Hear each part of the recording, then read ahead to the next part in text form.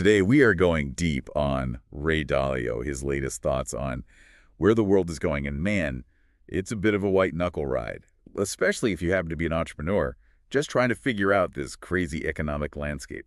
Yeah, what I think is so interesting about Dalio is he's not just some talking head, some economist sitting up in an ivory tower. I mean, this is a guy who built Bridgewater into a global powerhouse. So when he speaks, people listen.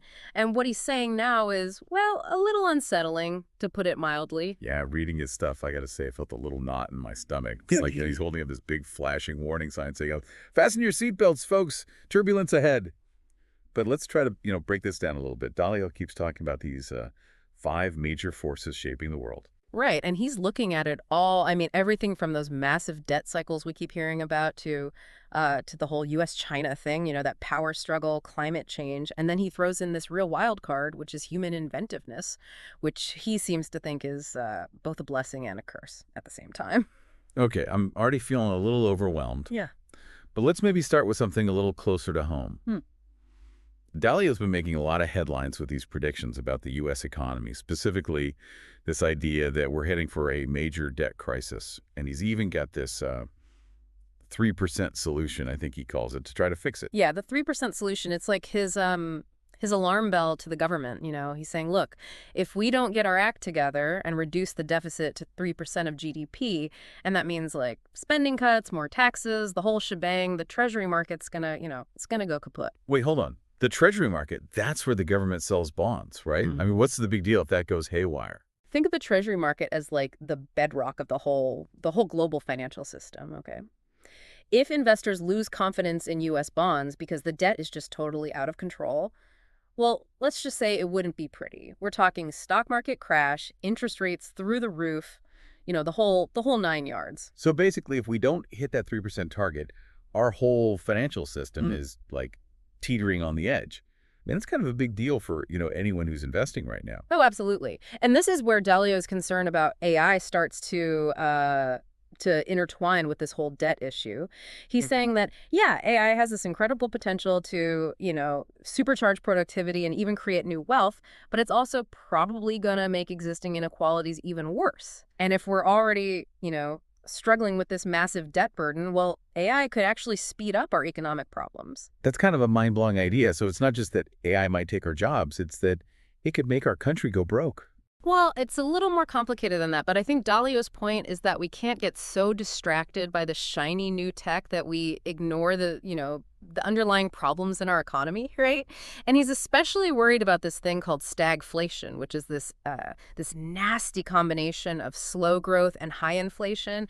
And it's like the worst case scenario for policymakers because it's really hard to manage and it can be really, really brutal on everyday people. Okay, I'm officially starting to feel that economic anxiety creeping in. But it's not all doom and gloom, right? I mean, Dalio does offer some solutions or at least some strategies for, navigating this potential storm, right? He does. And one of the big things he keeps coming back to is diversification. Like the old saying goes, don't put all your eggs in one basket, whether it's your investments or your business model or even your skill set. The more options you have, the better you're going to be able to adapt when things get rough. And Dalio seems pretty convinced that things are going to get rough. So it's not just about playing defense, it's about being proactive, about kind of anticipating those shifts and being ready to pivot when the time comes. Exactly. And he's also a big believer in building really strong relationships, especially with your investors. It's not just about the money, it's about finding partners who get your vision and will have your back when things inevitably, go sideways. Because Dalio seems to think that character and resilience are going to be just as important as, financial smarts in years ahead. So it's about building a community, a network of people who are, all in it together. That's actually kind of inspiring in the midst of all this talk of economic turmoil. It is, Dalio is not saying we're all doomed. He's saying, hey, wake up. There are some serious challenges on the horizon. But if we're smart and, adaptable and willing to work together, we can get through this. Okay, so we've covered debt, potential economic meltdown, and the need to build resilience. Yeah. But Dalio doesn't stop there, right? He's got some pretty strong opinions about what he calls the U.S. war with China. Yeah, that's right. And he's really clear that he's not talking about a traditional military conflict, you know? He calls it a subversive war, which sounds a little bit like a spy novel, but what he really means is this battle for global influence and technological dominance. And this is where his view on AI gets even more interesting because he seems to think that AI is going to like supercharge this competition, that it's going to be a major factor in who comes out on top. He actually uses this analogy of the game of Go, you know, the ancient Chinese strategy game, to illustrate how the U.S. and China approach this competition differently.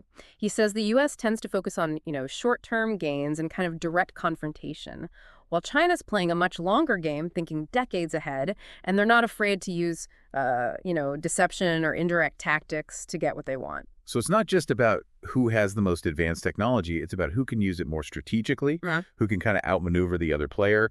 And Dalio seems to think that China might have a little bit of an edge there. He does, and he's really skeptical about the U.S.'s attempts to kind of contain China through traditional means, like, you know, putting restrictions on ship sales. He actually argues that these measures are just going to force China to innovate on their own and become even stronger in the long run. It's like he's saying, don't underestimate your opponent. They're playing a different game and they're playing it well. Exactly. And this is where Dalio's call for understanding really comes in. He's saying, you know, look, if we want to compete effectively with China, we need to understand their culture, their values, their way of thinking. We can't just assume that they're going to play by our rules. So it's not just about building better technology. It's about understanding the people who are building it, the context they're operating in. It's about seeing the world through their eyes. He even shared this anecdote about how Chinese and Western approaches to warfare are just totally different, highlighting the Chinese focus on deception and winning without direct confrontation. It's a good reminder that in today's world, understanding other cultures isn't just like a nice to have; it's a necessity. Man, this is getting deep. So we've got potential economic meltdown here at home, a global power struggle with China, and AI is this wild card that could either save us or, speed up our demise. I'm not sure if I should be buying stock in AI companies or stocking up on canned goods. But maybe a little of both. But seriously, I think Dalio's point is that we need to be prepared, adaptable, and above all, we need to be learning, constantly learning about the world, about our competitors, and about ourselves. Okay, so let's take a quick breather to let all of that sink in. And when we come back, we'll get into some of Dalio's more specific predictions about the year ahead and what it all means for entrepreneurs who are, on the front lines of this rapidly changing world. Okay, so we just left off with this image of Dalio saying, basically, hold on tight, folks, because the ride is about to get bumpy. And he seems especially concerned about 2025, right? Like this year is some kind of turning point. Yeah, he does seem to think 2025 is going to be, like a year of reckoning, especially here in the U.S. He sees all these forces that he's been talking about, the debt bubble, the U.S.-China rivalry, this whole AI revolution. It's like they're all coming to a head at the same time. So let's say, you're an entrepreneur listening to this. Maybe you're running a startup trying to figure out what your next move is. I mean, what should you be paying attention to? What's Dalio actually predicting is going to happen over the next year or so? Well, he's definitely putting a huge emphasis on this whole U.S. budget issue, which, let's be honest, hasn't exactly been front page news lately. But Dalio's saying, this is about to blow up big time. He thinks it's going to be the defining issue, for the first half of 2025, especially with the new administration coming in. So basically, the first 100 days of whoever's in charge are going to be make or break time. They're going to have to tackle this debt monster right out of the gate, or things could get really ugly really fast. Exactly. And, Dalio's not exactly optimistic that they're going to be able to pull it off. He seems to think that the political will to make the tough choices, the spending cuts, the tax increases, it's just not there. And without that, well, we're right back to that treasury market meltdown scenario we were talking about earlier. I'm having flashbacks to that whole stocking up on canned goods feeling. But before I, run off to build a bunker, let's talk about this U.S.-China thing again. How does Dalio see that playing out in 2025? Because the last time we talked about it, he was saying we're in this subversive war for, global dominance. Right, and he is not backing down from that at all. He actually thinks that this competition with China, it's going to get even more intense in 2025. He's particularly worried about the potential for conflict over Taiwan, which is, a major flashpoint in the relationship. Okay, I'm officially adding geopolitical tensions to my list of things to worry about in 2025. But how does AI fit into all of this?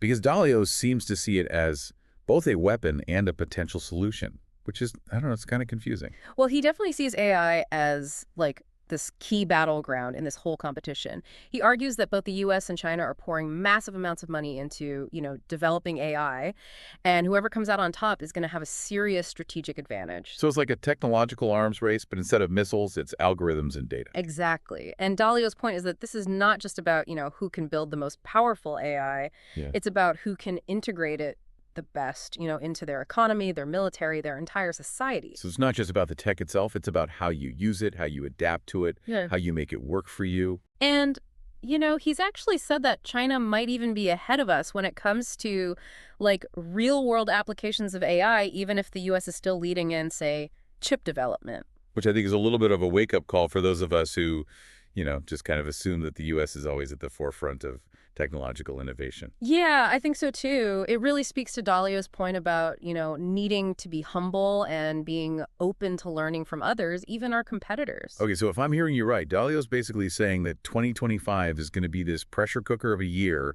with all these different forces, debt, geopolitics, AI, all just swirling around and potentially colliding with each other. Yeah, that's a really good way to put it. He seems to think that these next 12 months are going to be like a real test of our collective resilience, our ability to, adapt and make it through some pretty rough waters. Okay, everyone, take a deep breath here.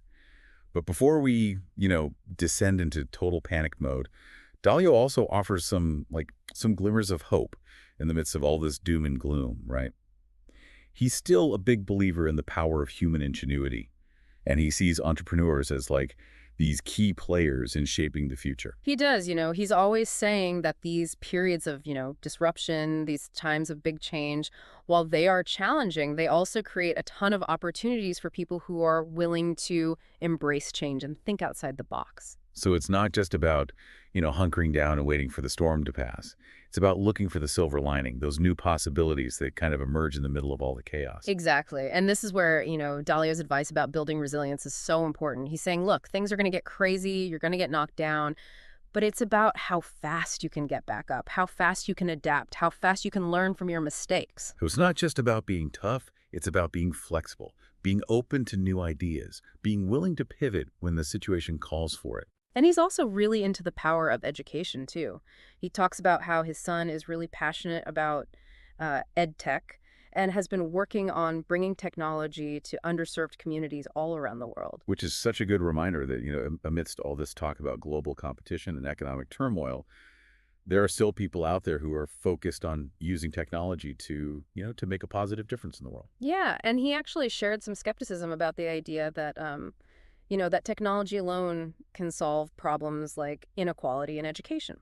He really believes that, things like parenting and having good social support systems are just as important. Which I think is a really important reminder that, even the most amazing technology is only as good as the people using it and the systems that support it. It's about finding that balance between really embracing the power of technology, but also remembering that at the end of the day, it's just a tool, It should be used to serve humanity, not the other way around. So much to think about here. We've got a lot to unpack, but I think Dalio's ultimate message is one of, cautious optimism. He's warning us about some very real dangers, but he's also suggesting that we have the power to shape our own destiny, both as individuals and as a society. He's basically saying that the future isn't, set in stone. It's something that we create through the choices we make, the actions we take, our willingness to learn and adapt. And maybe, just maybe, by really embracing the challenges ahead, by, tapping into that human ingenuity that Dalio keeps talking about, we can actually build a better world, a more resilient world, a world that's really ready for whatever the future might bring. All right, so we've spent this whole deep dive kind of swimming through Ray Dalio's view of the world, and man, it's been a real emotional roller coaster, to say the least. Yeah, he's definitely not trying to sugarcoat anything, He's laying out some pretty stark warnings about debt, geopolitical stuff and the whole AI thing. But in the midst of all that, there's this constant theme of resilience, like the idea that we can actually make it through these challenges and come out even stronger on the other side. But I think that's what's so interesting about Dalio, Yeah. He's not just pointing his finger and yelling, the sky's falling. He's actually giving us some solid advice on how to get ready for the storm, how to actually build that resilience into our lives and, our businesses. One of the most One of the most practical things he talks about is this idea of diversification. Like, don't put all your eggs in one basket. And Mhm. he's talking about everything, your investments, your product lines, your skills, even your network. Right, like spread the risk so that if one area goes down, you've got other options, other ways to keep moving forward. Exactly. And it's also about being adaptable.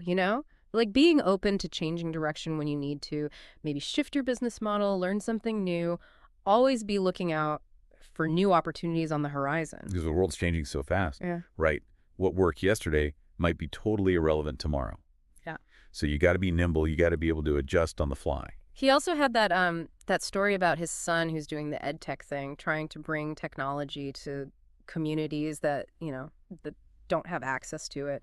I thought that was really cool. Just a nice reminder that even with all this talk of competition and disruption, there's still so much potential to use technology to like actually do good in the world. For sure. And I think that speaks to a bigger point that Dalio's making, which is that we're not just along for the ride, Right. right? We actually have a say in how this all plays out. We can use these tools, these technologies, these forces that are out there to build the kind of world we want to live in.